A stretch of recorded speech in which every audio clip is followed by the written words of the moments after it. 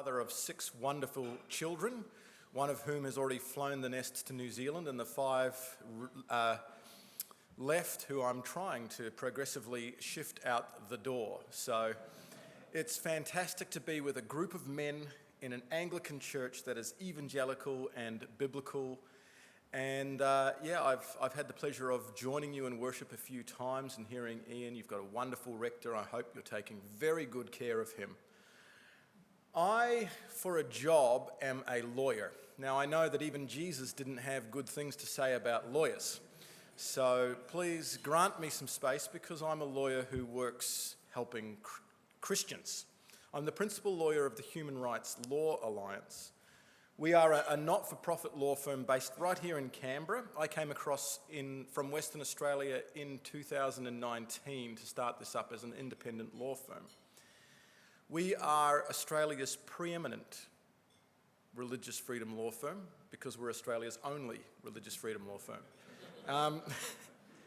And what we do is we try to run cases for Christians who find themselves facing hostility in the modern Australian culture.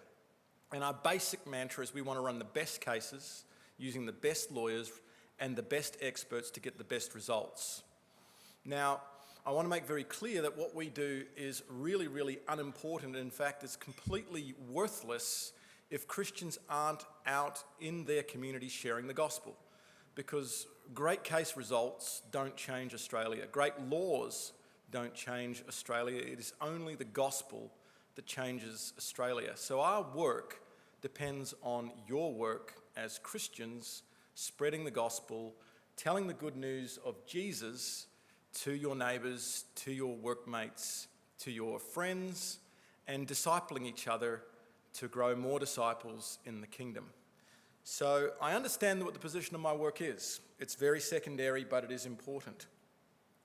But many people ask me, do you work for the ACL? Are you just part of their organisation? Some people because they like the ACL, a lot of people because they don't. Don't know why. And I say, no, we are not the ACL, and the example I use is this one. The Hemsworth brothers. We are family with ACL, but not the same. So here you see the Hemsworths. There's one who's very famous, who does a lot of big ticket movies. That's Martin Iles in the ACL. There's another one who does lesser movies, went out with Miley Cyrus. I think hopefully all of you are up with your cultural news from your visits to the dentist. That would be the LMI, Lachlan Macquarie Institute. And there's another one who's on the edge there who no one really knows, but he's still a good-looking rooster. That's the HRLA. We are a sister organisation. We share DNA with the ACL, but we are a separate organisation that only does law and legal things. So what are we talking about today? What did I want to talk to you about at this breakfast? Well, I want to talk to you about the pressures that Christians are facing in the workplace and pressures around religious freedom. So I'm going to give you a brief introduction. We're going to talk a little bit about religious freedom because it's something that people find difficult and it's not something that sits within the public conversation very much. Then we're going to look at Christians in society and the pressures that they're facing and maybe something of a Christian response to that. And that will all be done with, where's a clock so I can see where I'm going and what I'm doing? Do you want to? Oh, that one there. Very good. 10 minutes fast. I've got a clock I can look at. I won't go on too much. Look, there used to be goodwill towards Christians in society. If you're a person of religion, you got along pretty well. In fact, sometimes it worked in your favour. I know that in the 1970s, even those who were office bearers at their local church, this was often a good thing and meant their promotion within the organisations that they're in. But today, that's not the case. Increasingly, Christianity is seen as harmful. You can't get away with sharing your views freely, certainly in the workplace, but especially if you're in the public service or in large corporate organisations. The general goodwill or even indifference towards religion has been swapped out for hostility. In society, Christianity is no longer seen as something that is harmless or maybe good for promoting morals. It's seen as often harmful and hateful, particularly organised religion. And so if you are to speak about your religion, you are going to be singled out and you're going to feel the gaze of those around you. Now, my perspective is a little unique. I'm like an ER doctor who sees a lot of people's injuries and is asked, is mountain biking safe? Well, the only mountain bikers he ever sees are the ones who broke their arms or their collarbones. So his perspective's a little different. For me, I don't see the people who go through their day-to-day existence in their workplace successfully navigating the pressures there without getting in trouble. I only see the people who get in trouble. And so I want to teach you, maybe share with you some of their stories and some of the things that have been helpful or unhelpful. And one of my aims is this. Oscar Wilde said, "A gentleman never gives offence unintentionally." A gentleman never gives offence unintentionally. My aim is that Christians never get in trouble in their workplace unintentionally. That we're prepared for what is facing Christians in a way that if we're going to get in trouble, we do so intentionally.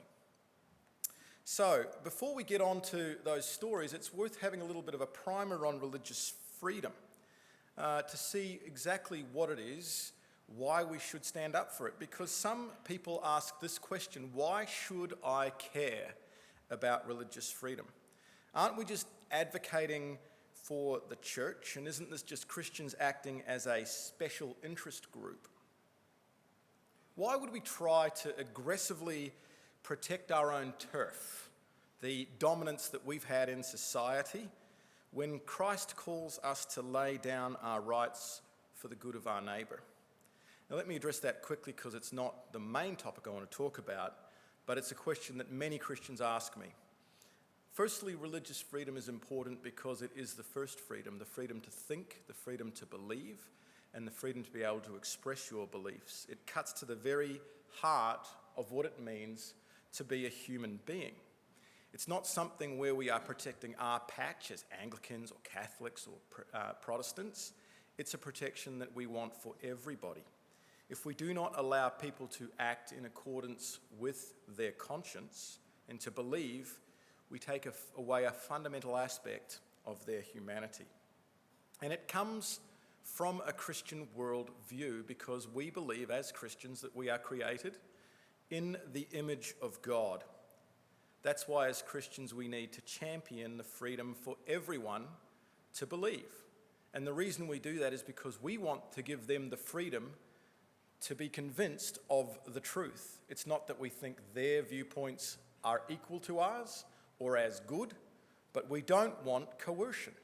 What we do want is people having the freedom to see what is good, true, and beautiful about the gospel.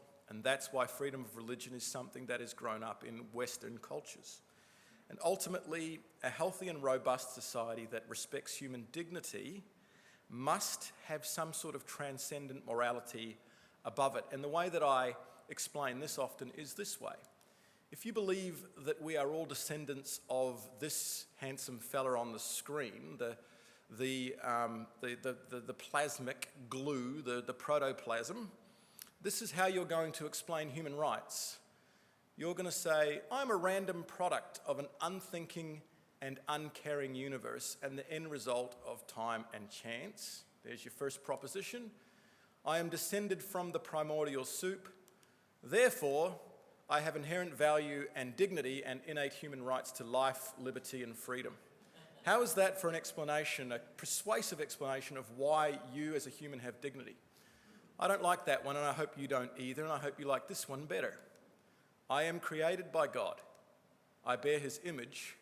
Therefore, I have inherent value and dignity and innate human rights to life, liberty, and freedom.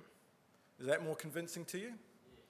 And that is what we, as Christians, need to export to the world. Everyone has dignity.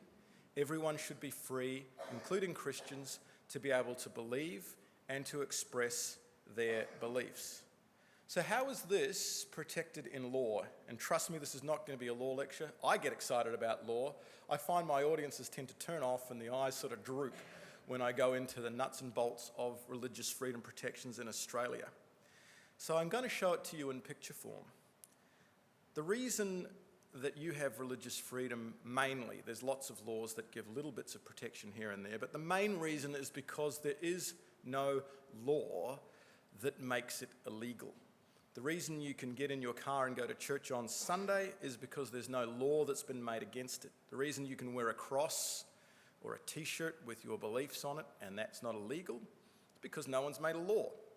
So let me show that to you, how that gets affected when we start making laws that affect the social morality of our time. So when we have social legislation, it starts to encroach on religious freedom. So we have same-sex marriage laws. Now, the main point of those is to allow people of homosexual orientation to get married. But a secondary thing that happens is that it encroaches on religious freedom. What happens to celebrants who can't solemnise by conscience? What happens to churches that have a different perspective and hold to an orthodox Christian perspective? What happens to photographers who, by conscience, don't feel right taking photos of same-sex marriages, which they say are contrary to the word of God? What if you want to adopt children and you don't support homosexuality? All of those are affected by same-sex marriage, and it starts to encroach. Then you have abortion laws. Abortion laws are there to grant the woman the freedom to kill a baby in their womb. But the secondary thing that happens is it encroaches on the consciences of doctors who disagree with abortion. It encroaches on the rights of hospitals that are religious to prevent abortions from happening. The same thing happens when you have changes to birth certificates to allow people to lie or to express on their birth certificate something completely contrary to reality. Then you have schools, churches, etc., who are limited in their ability to uphold biological reality and a biblical perspective on these things. And the same happens when you have euthanasia laws. Roman Catholic hospitals now have to allow doctors in to kill elderly people. You have prostitution laws, which now make something which is abhorrent to Christians and to public morality and decency now marketed to your daughters as a valid career option. Then you have safe schools programs where our children are being taught at very, very young ages ideas about sexuality and identity that are poisonous, destructive, and which are bad for them and for their friends and for society. We have hate speech laws, which not only stop you from insulting people for no reason, but also stop you from suggesting that anyone who does not believe in Jesus Christ may be going to hell. Then we have conversion therapy laws, which we have right here in the ACT, which prevent you from providing counselling to people who have unwanted same-sex attraction, or from even telling your child, hang on, your confusion is something that you're probably going to grow out of according to science. And so don't go on those puberty blockers, don't go on those hormones, and no, I won't help you to do irreversible damage to your own body. Well, these laws make it illegal as a parent, as a minister, as a counsellor, as a teacher to do that. And then you have the removals of the exemptions that are given to Christians and churches to be able to teach according to their doctrines. And so the picture you get of religious freedom is one that is totally constrained, because religious freedom is fragile. It's easily suppressed, and what we are seeing in the West in the law is an increasing limitation of how we can express ourselves and live as Christians, but it's also happening in our culture. This is a quote from Professor Patrick Parkinson when the Religious Discrimination Bill was unsuccessful in the Parliament earlier in this year. He said, "This is showing us something about our society." He says, "The balance of power has shifted from a live and let live philosophy of multiculturalism to a progressive and sometimes very aggressive secularism. The Christian vision of the good life is no longer viewed as acceptable." So what we're seeing now is that 10, 15, even 5 years ago, people said, you live by your truth, I will live by my truth. Now they're saying, you can live by your truth unless it transgresses the absolute morality that we've put in place, particularly around sexuality and identity. And that's where we're seeing the clash between everyday Christians and whatever is the fashionable ideologies that everyone must believe today. So let's look at how this is expressing itself in culture. And this is the section I've titled Christians and Society. I'm going to tell you a few stories. And I'm going to start for the young people here who are potential university students with one of my favourite stories. This is Susan. This is not her real name. She was in her lecture in a social sciences class at her university. And the lecturer spread around to all the students on their emails an email that was promoting Ida Hobbit Day, which is a day promoting rainbow causes. There's only 2 months of the year that don't have a day promoting rainbow causes, and we have a whole month of the year, June, which just passed, which is, of course, Pride Month. Now, she wrote an email back to her lecturer, and here it is.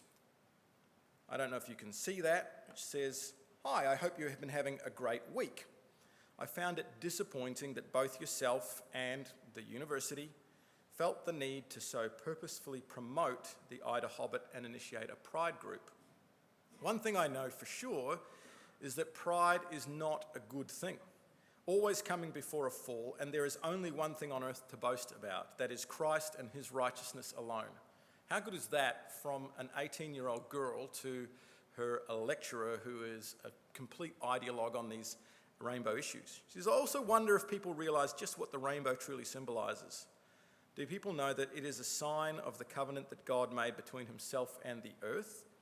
It is a promise that never again will waters become a flood to destroy all life. Interesting how this is chosen to now promote diversity." Basically, my point is that I am sure the university has received a lot of support and approval for being politically correct at present. However, I do not and cannot align myself with this stance. I reckon there might even be others who would agree. Hope you have a great weekend enjoying less humidity. So there we go. A nice message packaged with some encouragement top and bottom. What do you think the response from the university was?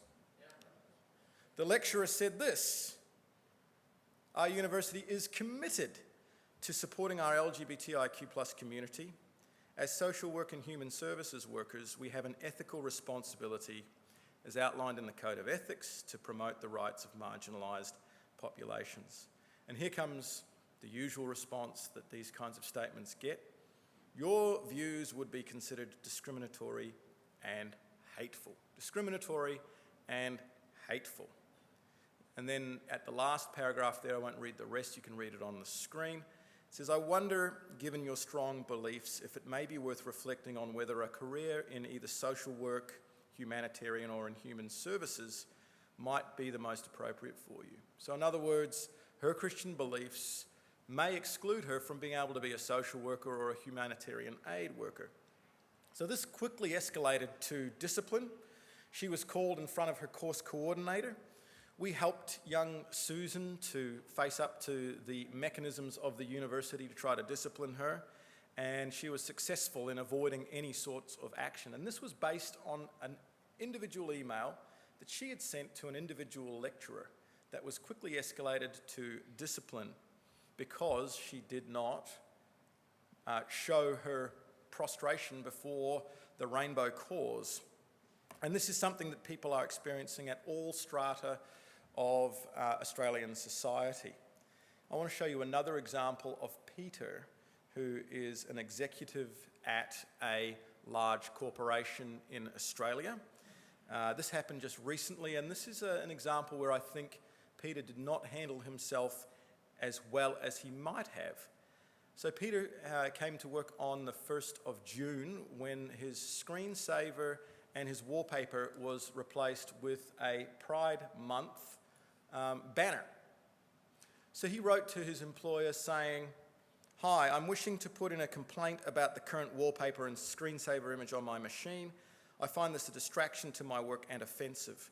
Could the screensaver and wallpaper please be removed from my device?"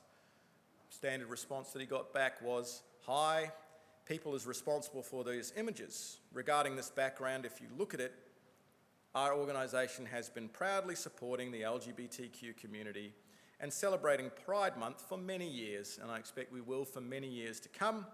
I find it hard to understand how anyone can be offended by this, but you can always raise it with the People Department." So Peter raised it with the People Department. Peter said this: "I have a medical condition which causes anxiety and depression. My concern is not directed solely at the LGBT community. I'm finding myself anxious and unable to work effectively with these distractions. I've spoken to my doctor and I can get a medical certificate. I would raise my concerns with HR as you've requested. Appreciate your understanding." Well, Peter was successful in getting the screensaver removed, but a week later, Peter was made redundant from his position with the organisation, and part of the feedback he got was that he wasn't consistent with their culture. Now, what do you see as the difference between Susan and Peter? Peter was pretty blunt in his communication. Peter did not say anything about his true reasons for why he objected to the pride banner being foisted upon him. He didn't talk about his faith. He didn't talk about any aspect of his sincere religious beliefs being offended. He just said, I feel victimised by this and I feel like it causes me anxiety, which is very, very in concert with the approach that modern people take on these things, is that they immediately take on a victim mentality. Not an approach that I think is a good one, because there's nothing that you really can do for Peter to say that Peter was in any way, shape or form taking a stand against bad ideas and putting forward his good ideas. It's not just people in the workplace who are facing this kind of opposition. Indeed, we talk to people from big accounting firms, big law firms who are faced with this all the time, who have these things promoted. Many of them have to take leave days or work from home on the key Pride days because they're expected to wear a purple shirt or show their support for whatever is the day in question. And this is something that's not going away, and every year it's increasingly putting pressure on Christians who can't just quietly not participate. You're required to enthusiastically affirm, and I'm sure that there are people here who have that pressure coming on them year by year by year as it incrementally ratchets up. But Katrina Tate is just a simple Queensland Catholic mother who posted in early 2020 about her opposition to drag queen storytime. She said, I can't believe I have to sign a petition to try to stop drag queen storytime. This was on her Facebook page. She said, they are not good role models. Many of them are involved in drugs and prostitution in the adult industry. Now, a homosexual activist in Sydney and a prolific litigator made a claim against Katrina in New South Wales, even though she lives in Queensland. Katrina came home from Mass one Saturday and, this is what Katrina was objecting to, was the idea of drag queens telling stories to children in public libraries in Queensland in full dress. Most of those stories, or almost all of the stories, are stories promoting a gender fluid ideology and the idea that girls can be boys and boys can be girls. So when she's coming home from Mass in the car, she gets a buzz on her phone and the phone says, you've received a message. She opens the message, it's from someone she doesn't know. And cut and pasted into the message is her post about drag queen story time. But immediately under that is also her post with a picture of her daughter. The email purports to be a press release that this activist has made to the press, including this post with a picture of her daughter.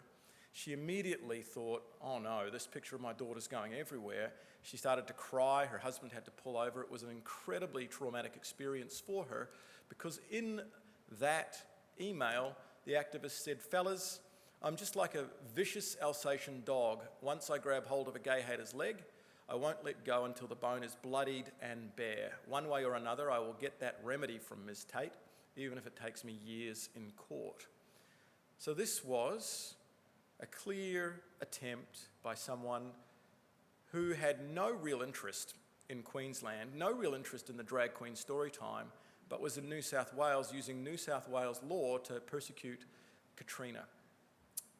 In the end, with our help, we were able to get the case withdrawn, but not until after 7 months of back and forth with a court who should have dismissed it at first instance. But this is the kind of pressure that Christians are facing. Then there is Dr. Jereth Cock, who is a GP in Queensland, in Victoria. He's been practicing for 13 years, never with a complaint by a patient or by another doctor. But some activists found his posting on social media, including things about the biological reality of sex and gender, like this post, or articles that he wrote for Eternity newspaper giving a medical perspective on transgender, or posts where he complains about the way that our woke schools are getting rid of things like Father's Day. Let's go back.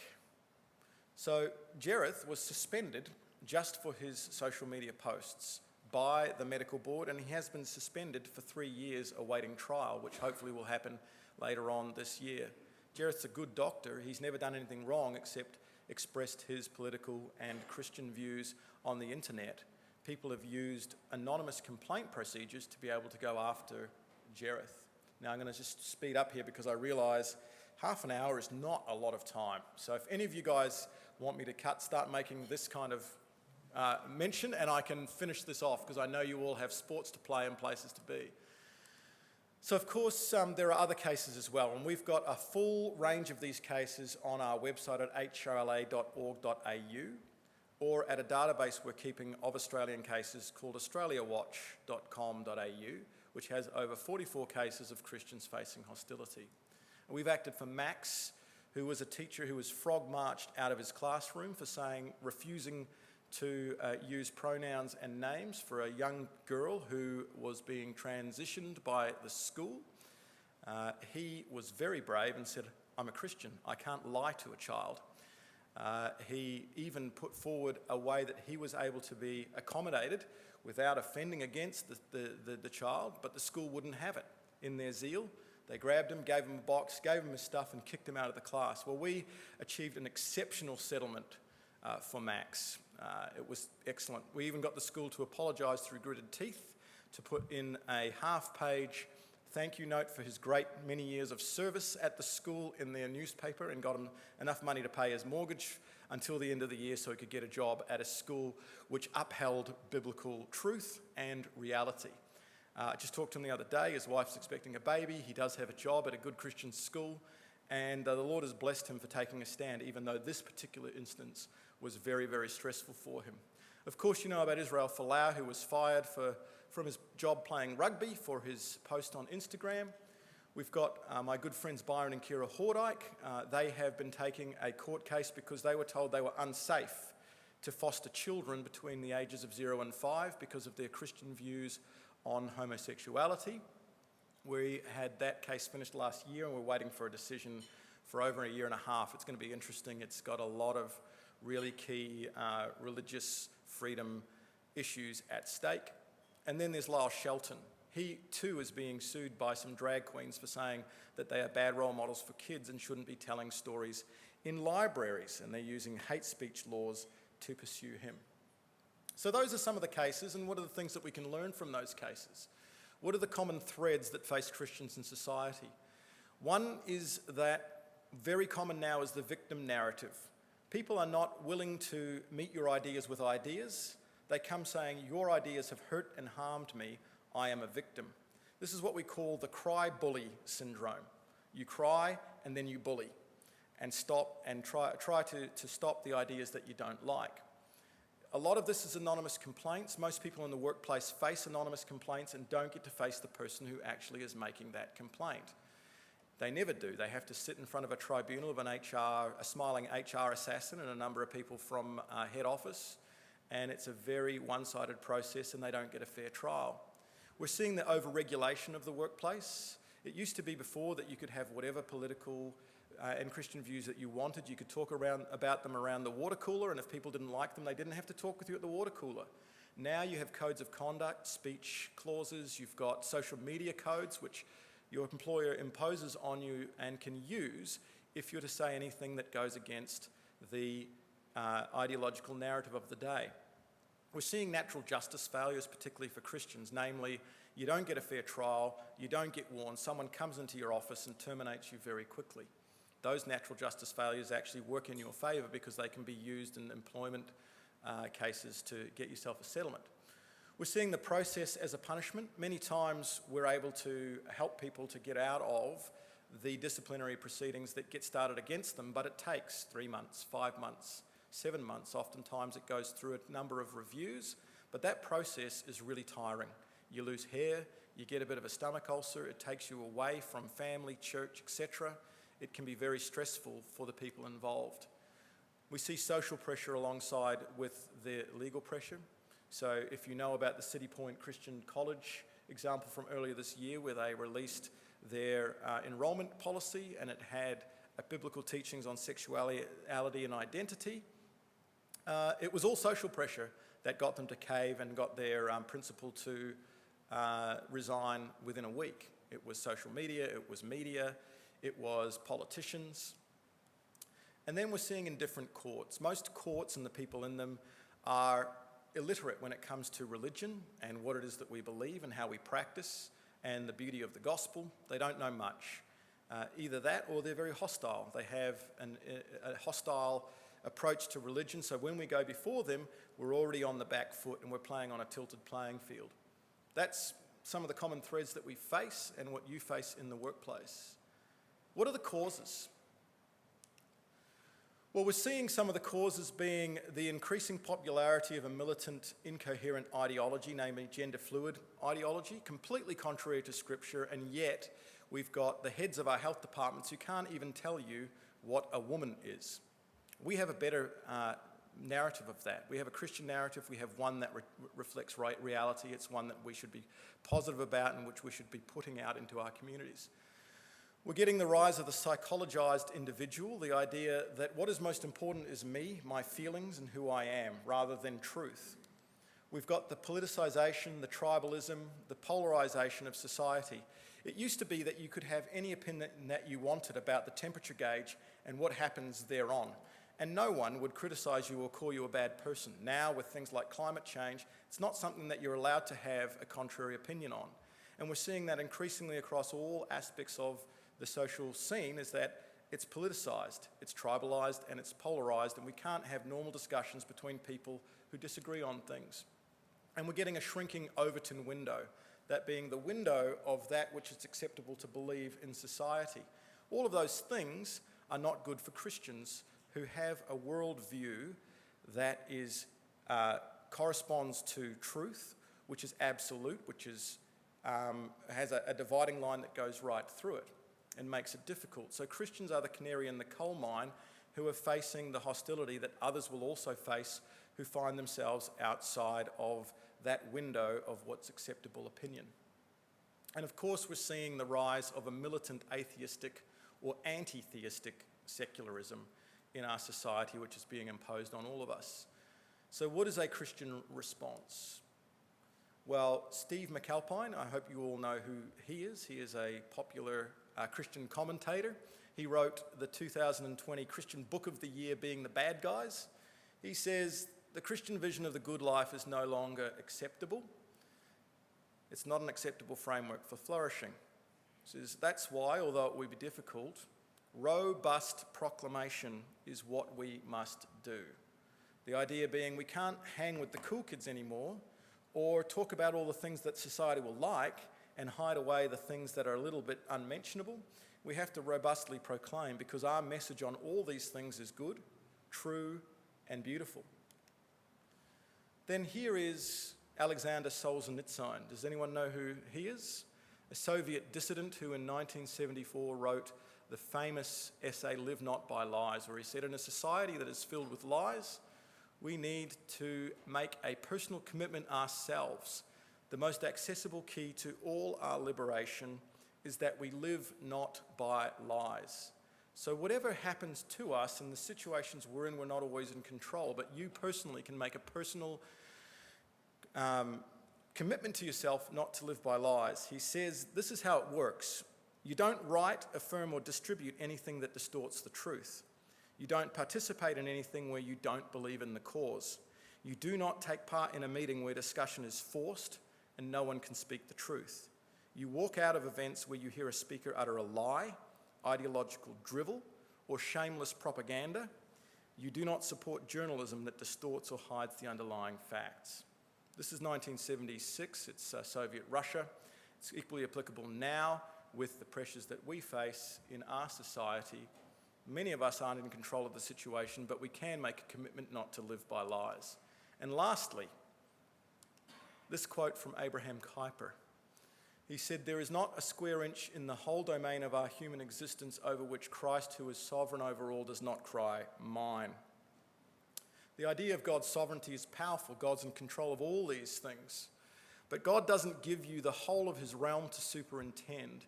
He gives each of us small square inches of his creation, A few small inches is what we are responsible for. God just calls you to show integrity in the few square inches of his domain where he has called you to serve. Some people feel like they have to get up for everything and wave a flag and be bold. Certainly be bold in your square inches, but remember that you don't have a dog in every fight. And sometimes you can do great harm by putting your nose in where it doesn't belong or where you don't have proximity or relationship. And I could give you plenty of examples of people who we've helped in those situations as well. But the key thing here is where God calls you, even if your job is screwing handles onto kitchen doors and then pushing them down the line and getting the next one doing exactly the same thing, be faithful there. It's a small calling, but it's a noble calling. And lastly, people often come out of my talks and are a little bit sort of overwhelmed by what's happening in society and depressed. But I want to remind you of the sovereignty of God. And I've stolen something from Habakkuk, or Habakkuk, as you would say. And it's from his first complaint, and I'm sure I'm using it out of context. But the complaint is this: so the law is paralyzed, and justice never goes forth. For the wicked surround the righteous, so justice goes forth perverted. How does the Lord respond to Habakkuk's complaint? What's the first thing he says?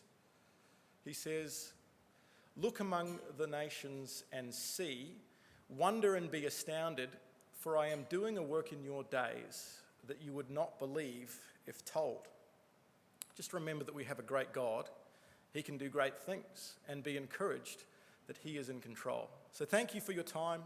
Sorry I went a bit over time, but I hope that that was helpful in explaining to you the kinds of pressures you're facing here in the Australian culture as Christians.